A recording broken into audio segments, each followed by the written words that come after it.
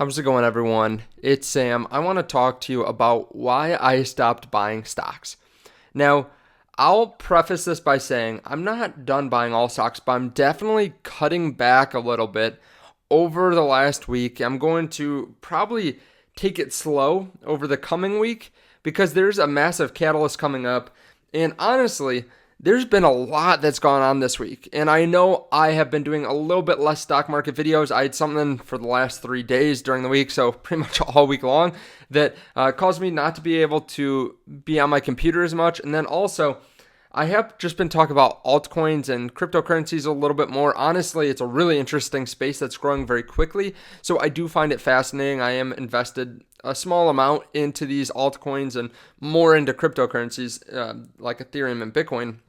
But I wanted to talk about those a little bit this week. So let's take a look at the stock market. I know a lot of people say, no, just get back to the stock market videos. So we're going to do that today. If you guys don't mind hitting the like button, I really appreciate that. Share this with someone else that you know that maybe would like this kind of content. I really appreciate that. Also, there is a link down there to Webull in case you want to support another way you can get 2 free stocks. And then they have a bunch of other bonuses. If you refer other people, you can get like free shares of Tesla or Facebook and all this random stuff. And you get extra shares on top of that, like 4 extra stocks if you refer someone else. So check that out. Also, there is a link down there to BlockFi in case you want interest rate on your cryptocurrency, such as Ethereum and Bitcoin. That's where I hold mine, and I'm getting a nice return there. So we can see the indexes are down, and we have the Dow actually in a pretty fast downward motion here. The NASDAQ is actually coming up a little bit. The S&P 500 is about sideways from when it opened. Obviously, it's down 0.5% overall. Now, this has been a huge week for earnings. And I preface the week by saying that this is going to be a crazy week. And we'll go over what stocks are at right now in a second, but take a look at some of the earnings here. We have Tesla, which beat on EPS and then revenue was a match. Now, a lot of people thought there was just kind of a blah earnings report, so the price actually went down after that earnings came out. We have Google, which smashed earnings. They had sales records as digital ad markets boom. That made me feel really good about Facebook stock. So I'm invested in Facebook, not Google. I've wanted to buy Google for a while. I honestly should have held on to my Google that I bought, I think, right when the pandemic started. I had Google. I had some Amazon too. I traded them for something else. I don't know what I actually bought with them, but obviously it went somewhere that probably went up because everything went up. But I wish I would have kept some Google because Google is an awesome company. But they had their ads boom. I thought that's great for Facebook because Facebook's in the ad space too. We had Microsoft with the biggest revenue growth since 2018. Visa stock gains after earnings beat returned to growth for credit transactions. Apple, awesome quarter, crushed earnings, but they had chip shortages, kind of said that could be a problem moving forward. We have Facebook, which absolutely destroyed earnings, went up $25 a share after this, or whatever it was. It was like 7% for their shares after the market close, $3.30 per share as opposed to $2.37. So they beat earnings by, 40% or something like that. Revenue beat by about $3 billion. Daily active users came in a little bit below. And then we had Qualcomm. They cruised past analyst expectations. What I'm trying to get at is every single stock seemed like it smashed earnings this week. Of course, some of the smaller cap and some of the mid cap didn't, but a lot of these big companies killed earnings. We have Amazon sales surge 44% as it smashes earnings expectations. And what we're seeing is most of them went up, but several of them, like Apple, killed earnings and they actually traded down. Tesla traded down pretty significantly. So we're seeing a lot of people still being uncertain about the future, whether it's chip shortages, whether it's inflation, whether it's earnings growth. People are just worried, right? We're coming off of a year where we had really bad earnings last year, obviously because of the pandemic. We had a lot of fear. We had a lot of people holding onto their money. Now we're having great earnings year over year. But the thing is, investors don't know how to gauge us going forward. Now, I am actually sitting on some cash right now. I'm slowing down my buying because over February, March, and early to mid-April, I was buying a lot. Like, I added to my positions a lot. I added to positions that were high conviction, and I felt really great about it.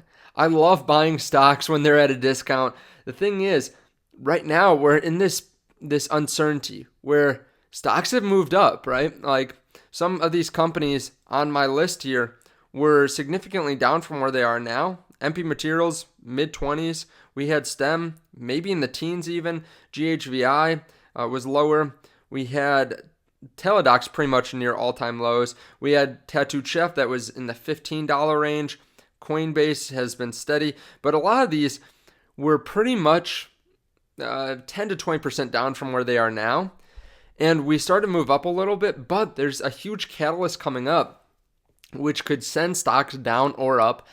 I am sitting on cash a little bit because what we've seen over the last 2 months is we've seen some positive news come out.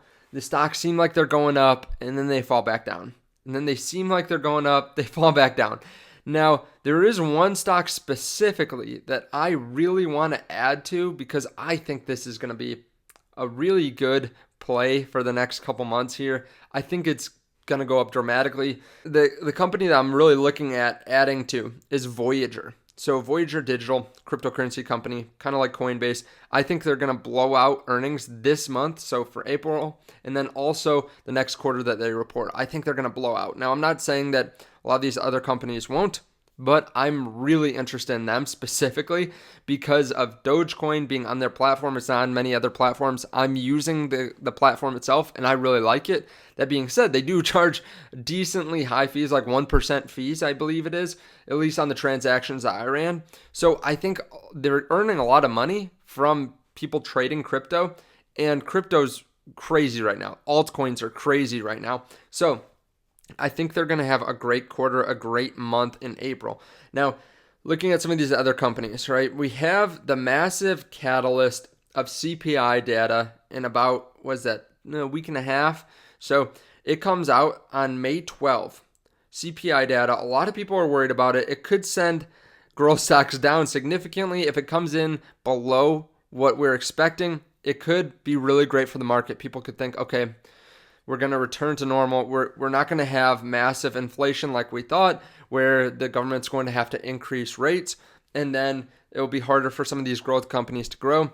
The money's going to stay cheap, and we're just going to continue trucking along like the Fed says, which they're going to keep rates low for a while. At least that's what people would think if we continue to see inflation come in below what people expect in CPI data.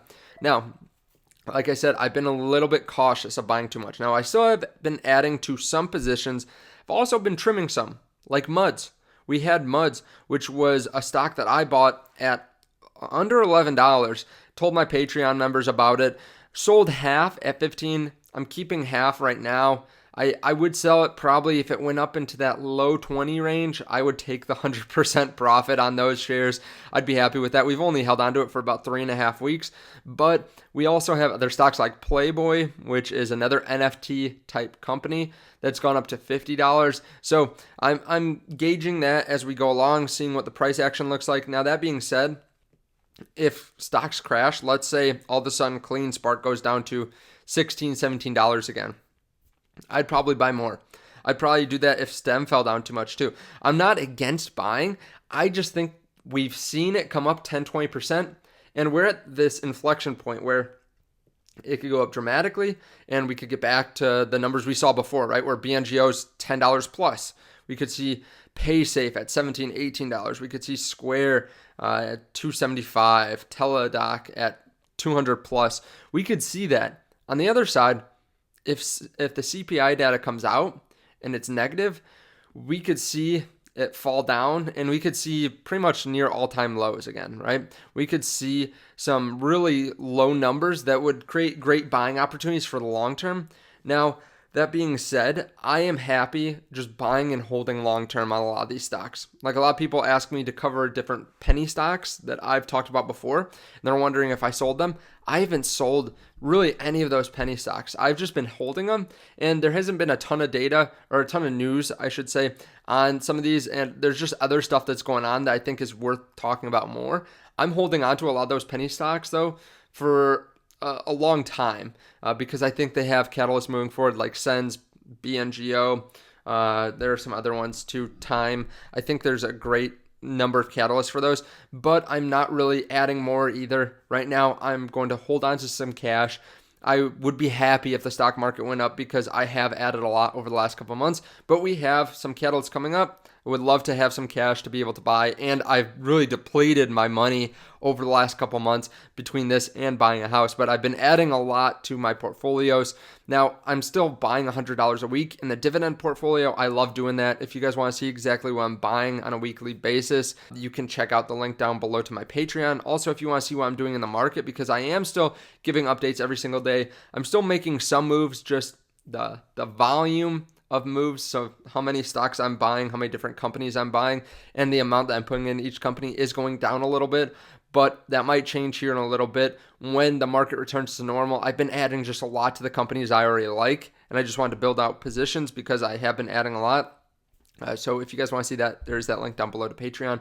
Thank you guys so much for watching this. I really appreciate it. If you guys want, there is that link down below to BlockFi. I have been adding a little bit more in cryptocurrency recently, whether it's Bitcoin or Ethereum. I've been adding both of those every once in a while. Also, there is a link down there to Webull, so thank you guys for checking that out too, and I will see you guys in the next video. Let me know what you're doing, if you're buying a lot of stocks or if you're holding on to cash down below in the comments. Thank you, and I'll see you in the next one. Bye.